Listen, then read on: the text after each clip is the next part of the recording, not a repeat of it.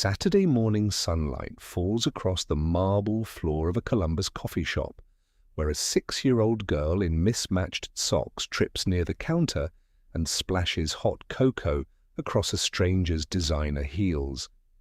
Her father kneels beside her, checking her hands and knees, but the woman doesn't look at the child. She stares at her ruined shoes, then at him, and announces to the café that he has no business raising a daughter in public, while the staff behind the counter stay silent. When he calmly asks for an apology, she threatens to have his daughter taken from him, then slaps him across the face. No child should have to watch that. Her bodyguard moves to pull him away, and stops cold over the coin spinning by his boot. Chapter 1. The Spill. Damon Reeves woke before his alarm, the way he had for 3 years now, and lay still in the grey light, listening to the radiator tick. By the time Simone's door creaked open down the hall, he already had the coffee going and her waffle in the toaster, browning exactly the way she liked it. Twice through, then a third, short cycle, just for the edges. "Café day," she said from the doorway, not a question. She had one sock striped, one sock plain, and her hair still flattened on one side from the pillow. "Café day," he said. It was the only ritual that had survived the last 3 years intact. Everything else about their life had been rebuilt from scratch. New routines, new rules, a new shape to the silence in the apartment after Michelle died. But Saturday mornings at Fernwood stayed exactly as they'd always been. Coffee for him, hot cocoa for her. Then the park, if the weather held. Fernwood Coffee and Provisions sat on the corner of Chestnut and 4th, and by 8:30 the line already curled past the pastry case. Damon found their usual table near the window, while Simone stood at the counter, narrating her order to a barista who had heard it 40 times and still let her finish every word. They'd barely sat down when Simone spotted the chalkboard menu above the register, a new drawing of a bear holding a mug, and slid off her chair to get a closer look, cup still in hand. She turned too fast. The cocoa went first, a wide brown arc that caught the ankle and shoe of the woman standing just behind her. The woman looked down. Then she looked at Simone, and whatever expression had been on her face a second earlier disappeared entirely. "Are you kidding me right now?" It wasn't loud. That was what made people turn. She said it low and flat, the way you'd talk about a stain on a report rather than a spill on your shoe, and something about the flatness of it carried across the room better than shouting would have. Damon was already moving. He crouched in front of Simone, checked her hands, her knees, the backs of her palms where she might have caught herself on the tile, quick, thorough, wordless. And only when he was sure she hadn't been hurt did he stand and look up. "She's 6, he said. "She tripped. These are $1,200 shoes." "I understand. I'll cover the cleaning." He kept one hand on Simone's shoulder. "I'd like you to tell her you're sorry she got hurt just now, that's all." The woman's eyes moved over him. The plain T-shirt, the work boots, the daughter half hidden against his leg, with the particular efficiency of someone pricing an object before deciding it wasn't worth buying. "I'm not apologizing for pointing out a fact. Maybe if you were watching her instead of standing there, this wouldn't have happened." Simone's fingers found the hem of his shirt and gripped it. "That's different from what I asked," Damon said. Nothing in his voice had risen. "I asked you to apologize to her, not to me. You people always want an apology for something." She said it almost absently, already reaching for the napkins the barista was holding out to her, already moving past the moment as though it were settled. "Get her under control next time." The cafe had gone quieter around them without anyone deciding to be quiet. The kind of hush that happens when 20 people all pretend they aren't listening at once. An older man near the window lowered his newspaper an inch. The barista with the napkins didn't move. Damon looked at the woman a moment longer, then knelt back down to Simone's height. "You okay, baby?" Simone nodded, eyes wet but not spilling over. "Then we're done here for now," he told her quietly, and reached into his pocket, his thumb finding the familiar worn edge of metal he kept there, turning it once between his fingers before he let it go. Chapter 2, 20 minutes. The woman didn't sit back down. Damon noticed that first. She stayed standing where she was, phone already out, thumb moving with the particular speed of someone who dialed this number more often than she'd like people to know. "This is Renata Cole," she said into it, loud enough that half the cafe could hear whether they wanted to or not. "I need you to document an incident. A parent let his child assault a client-facing situation." "No, I'm serious. Write that down." A pause. "I'll hold." Simone's hand tightened around Damon's fingers. He crouched again, this time just to bring his face level with hers. "Hey, look at me," she did. "Nobody's taking you anywhere. I've got you, okay?" "Okay," she whispered, though her eyes kept sliding sideways toward Renata. Behind the counter, the manager, a heavy-set man in his 30s, whose name tag read Greg, had gone very still with a rag in his hand, wiping the same 6 inches of counter over and over without seeming to notice he'd stopped making progress on it. He didn't come out from behind the register. Damon didn't blame him. Renata Cole tipped well and came in 4 mornings a week. Damon and Simone came in once. Renata ended the first call and started a second, her voice dropping into something clipped and professional. "Preston, it's Renata. I need you at Fernwood on 4th in 20 minutes. A beat. "Yes, now. I want documentation and I want it before anyone leaves." She hung up without a goodbye. "My attorney will be here shortly," she said, turning back to Damon as though she were doing him a courtesy by warning him. "You should sit down and think carefully about what you say next." "I already told you what I want." Damon hadn't moved from where he stood. Weight balanced low and even between both feet, the way you stand when you don't know yet whether you'll need to move fast, though nothing in his face suggested urgency. His eyes had drifted once around the room, cataloguing exits and bodies the way they always did in a crowded space, an old habit that asked nothing of him and gave nothing away. "An apology. To my daughter. And I told you that isn't happening." She smoothed the front of her blazer, a small, precise gesture, and for the first time looked almost amused. "You can also expect a call from Child Protective Services sometime today. I know someone there. She takes these things very seriously."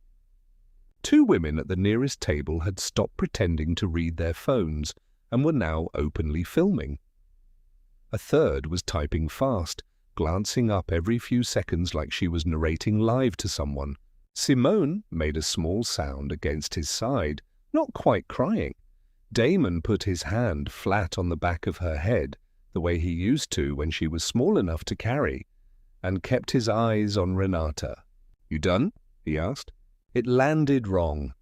He could see it land wrong, see the half-second where she'd expected something else, fear or anger, or an apology of his own, and gotten none of it. Her mouth opened, then closed. "I beg your pardon." "You made your calls," Damon said. "You said what you came to say. I'm still here. She's still here. I'm still asking for the same thing." Somewhere behind Renata's shoulder, near the front door, a man in a dark suit had gone quiet mid-stride, watching the 2 of them with the flat attention of someone whose job was to notice things before they became problems. Chapter 3 at 12 feet. The man in the dark suit started moving 12 feet from where Damon stood, and Damon clocked it without turning his head. The change in weight distribution, the small shift of a body deciding to close distance. Renata hadn't called him over. He was simply doing what he'd apparently decided needed doing. This conversation is over, Renata said, stepping closer herself, close enough now that Damon could smell her perfume under the coffee shop air. You're going to sit down and you're going to wait quietly for my attorney, and you are going to stop making a scene in front of people who matter. I haven't raised my voice once, Damon said. You have. Near the window, an older man had set his coffee down entirely and turned in his seat to watch, hands loosely folded, the posture of someone who'd learned a long time ago that some rooms required witnesses more than they required intervention. Terence, Renata said sharply, without turning her head, and the man in the suit closed the last few feet. He didn't grab anything, didn't announce himself, just planted himself at an angle that put him between Renata and whatever she might be worried about, professional and unhurried, the way a man moves when he's done this 1,000 times and expects the 1,001st to look exactly the same. Damon shifted Simone half a step behind his hip without deciding to, a motion so old it didn't feel like a choice. Weight forward, shoulder angled, one hand free. The bodyguard's eyes caught on it, just for a beat. His own hand, halfway to the small radio clipped at his collar, stopped moving. He didn't say anything. He didn't need to. Something in the stillness of his hand said it for him. A half-second of a trained man's certainty running into something it didn't have a file for. "Everything all right, ma'am?" he asked. But he wasn't looking at Renata when he said it. It will be, the moment he sits down. The bodyguard's gaze went back to Damon, not hostile, not yet anything Damon could name, just longer than a glance needed to be. Whatever he was looking for, he didn't find it fast enough. Near the window, the older man murmured something to the woman beside him, too quiet for Damon to catch more than a few words. Something like seen that stance before. Neither of them looked away. "Sir," the bodyguard said finally to Damon, "I'm going to need you to step back from her." "I haven't moved toward her," Damon said. "Not once."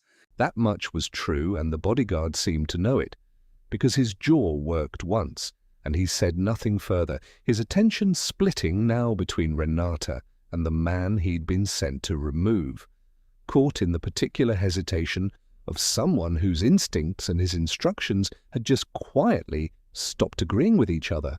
Renata saw none of it. She saw only a man refusing to move in front of people who mattered on a morning that was supposed to have gone entirely differently. "Fine," she said, and something in her voice had gone thin and final. "Fine." Her hand came up before Damon finished registering the word. Chapter 4, What Fell? The sound of it reached the back of the cafe before the shock did. A sharp, flat crack that cut straight through the low hum of the espresso machine and the murmur of 40 conversations, and then nothing. A spoon someone had been stirring stopped mid-turn. Somewhere near the pastry case, a woman made a small involuntary noise and pressed a hand to her mouth. Damon's head had turned with the force of it. He brought it back slowly, not with anger, not with the jerking speed of a man about to retaliate, but with the unhurried patience of someone who had already decided, long before this morning, exactly how he intended to respond to something like this. His jaw ached. He didn't touch it. Simone hadn't made a sound either. She stood pressed against his side with both arms locked around his waist, her face tilted up toward him, and whatever was in her expression wasn't fear exactly. It was something closer to waiting, the particular stillness of a child who understood, without being able to explain how, that whatever happened in the next handful of seconds mattered more than anything that had come before it.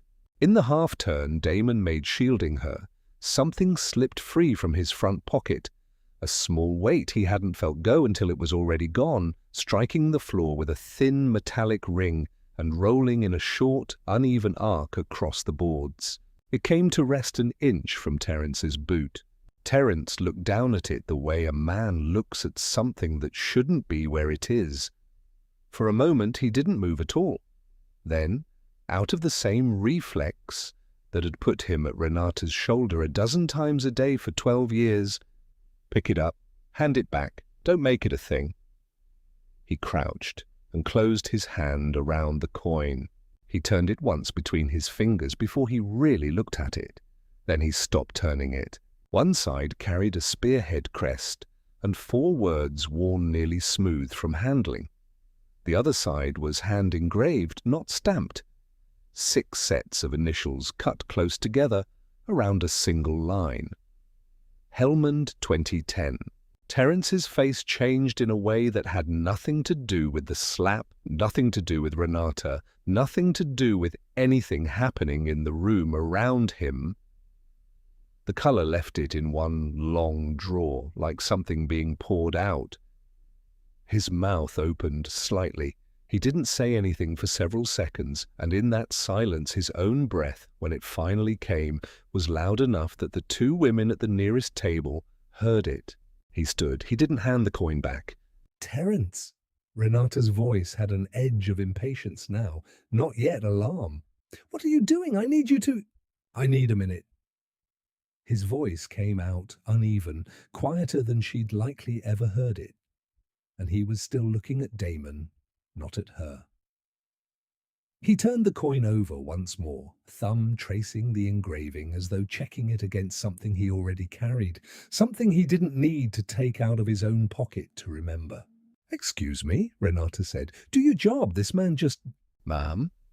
He said it without looking at her, and something about the flatness of the word made her stop mid-sentence. "I need you to be quiet for a second." Nobody at the tables nearby was pretending not to watch anymore. A young man near the door had his phone raised, already recording. The barista behind the counter stood frozen with a pitcher of steamed milk tilting slightly in her hand, not pouring, not moving.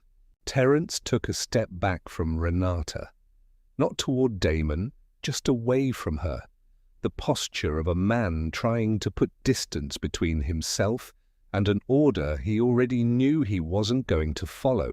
"I can't," he said. Chapter 5, 6 coins.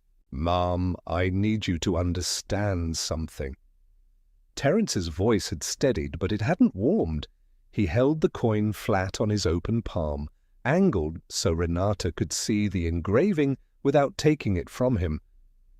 "There were 6 of these made. I've carried one exactly like it for 15 years. Renata stared at it like it might rearrange itself into something that made sense. "It's a coin. People buy things like that at gift shops. Not this one." He didn't raise his voice. "August 2010, Helmand Province, 6-man element, vehicle recovery, night op. Our truck rolled over a pressure plate on the way back in. 2 men didn't get out." His jaw tightened around the next part, the way it always did, even now, even years later. "I did, because he came back for me. Twice." He looked at Damon for the first time since he'd picked the coin up off the floor. Not with recognition exactly, because he'd had that already, but with something closer to disbelief that the debt had ever come looking for him in a coffee shop on a Saturday. "That's absurd," Renata said, though something had gone thin in her voice that hadn't been there a minute ago. "You're telling me this man is— what, exactly? Some kind of hero who happens to be standing in a cafe you work at?" "I'm telling you what happened to me." Terence turned the coin over once more before closing his fist around it. "I have the incident report. I have the scar on my own side that matches the burn pattern on his arm, if you want to look. I didn't imagine any of this." Near the window, the older man who'd been watching the whole exchange stood up. He moved slowly with the deliberate care of someone whose knees reminded him about it, and when he spoke, it wasn't loud, but the room had gone quiet enough that it didn't need to be. "Those coins don't get handed out," he said, to no one and everyone. "You earn a seat at that table or you don't carry one. I served 2 tours. I know what I'm looking at." He didn't explain further. He didn't need to. He simply looked at Damon and gave him a short, exact nod, the kind exchange between men who understood something the rest of the room didn't, and Damon returned it. Renata's mouth opened, then closed. For the first time since she'd walked into Fernwood that morning, she had nothing readily available to say. Around the cafe, phones that had already been filming began chiming and buzzing in quick succession. First one, then 3 more, then almost a dozen at once. The sound of something that had started in this room now moving through the world without anyone's permission. A young woman near the door looked up from her screen, eyes wide, and said, quiet but audible, "It's already at 40,000 views." Somebody near the counter murmured something that carried just far enough for Damon to catch it. "That's why he never moved. The whole time." Simone tugged at his sleeve. "Daddy, what does that mean? What coins?" "I'll tell you later," he said, and meant it, though he wasn't sure yet how much of it he wanted her to carry. Terence crossed the last few feet between them and held the coin out with both hands, the way you return something borrowed rather than something found. "This belongs to you." Damon took it, closed his fingers around it, and said nothing for a moment. He hadn't planned for anyone to ever recognize it. He'd carried it the way you carry a scar you've stopped checking in the mirror, necessary, private, no longer something you expected the world to notice. "You kept yours all this time." Every day. Terence's throat worked. "I didn't know your name until today. I didn't know if you'd made it." The door chimed. 2 police officers stepped through it without hurry, scanning the room the way people do who've walked into the middle of something and need 30 seconds to understand its shape. The older of the 2, broad through the shoulders, grey at the temples, looked at the girl pressed against Damon's side, then at Renata, standing very still in the middle of the floor. "Ma'am," he said, "I'm going to need you to step outside with me." Chapter 6. What the Wind Takes. The statement took 40 minutes. Damon gave it standing near the window while Simone sat wrapped in his jacket at their usual table, eating a blueberry muffin someone from the café had quietly set in front of her, without being asked. By the time the officers were done, Renata had already left in the back of a patrol car she wasn't technically under arrest in, and Terence stood alone near the door, with the coin's twin still warm in his own pocket, watching Damon and Simone with an expression that hadn't settled into anything simple yet. Damon kept his phone off for 3 days. He didn't need to see what the video had become to know that it had become something. Simone didn't ask about the cafe again until Sunday night, lying in bed with the lamp turned low. "Daddy, were you scared when she hit you?" He sat on the edge of the mattress and thought about the honest answer before giving it to her. "A little. Being scared doesn't mean you stop, though. It just means you keep going anyway." She considered that with the seriousness she gave everything, then nodded once, filing it away the way she filed away most things that mattered, and let him turn off the light. The hearing was 6 weeks later, a small municipal room with rows of folding chairs and a low platform up front. Renata came without a driver, without Terence, without the version of herself that had walked into Fernwood that Saturday morning, expecting the world to rearrange itself around her convenience. Her attorney read a prepared statement first, careful and mostly beside the point. When he finished, the hearing officer looked at Renata and asked if she wanted to add anything. She stood. "I watched the video more times than I want to admit," she said, not to the officer, but turned toward Damon. "I told myself the context was missing, that people didn't understand the pressure I was under that morning. I don't believe that anymore." Her voice didn't break, but it came close.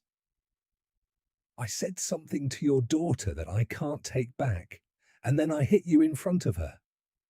There's no version of that I can defend. I'm not going to try." The room stayed quiet. Damon didn't say anything in return, didn't need to, and after a moment he gave her the same short nod Walter Odom had given him weeks earlier, an acknowledgement, and nothing more. Not forgiveness, just receipt. The restitution was real. The professional record against her name was permanent. Cole Ashford's board had already moved on without her by then, and nothing about the hearing changed that or was meant to. 4 weeks after that, a padded envelope arrived at Damon's apartment with no return address, his name written on it in careful, unhurried handwriting. Inside, wrapped in tissue paper, was a kite. Nylon, fish-shaped, nearly identical to the one Simone had been dragging around with a torn seam for the better part of a year, the one he kept meaning to fix and never quite got to. There was no note. He never found out exactly how the person who sent it had known about the tear, though he had a guess, and he never asked to confirm it. He didn't tell Simone where it came from. When she found it on the kitchen table, she asked exactly once, "Who's it from?" And he told her only, "Someone who's trying to do better," which seemed to satisfy her completely. That Saturday, they drove to the park after Fernwood the way they always did. Damon let out the line and Simone ran ahead of him across the open grass, the new kite lifting unevenly at first, then catching, climbing fast into a sky the color of late spring. His hand found his empty front pocket out of habit. The coin lived on the shelf by the door now, where he could see it without needing to carry it. And for the first time in a long while, the gesture felt like nothing at all. Just a hand, resting where it always rested. Above them, the kite kept climbing, tugging gently at the string, not finished, going up.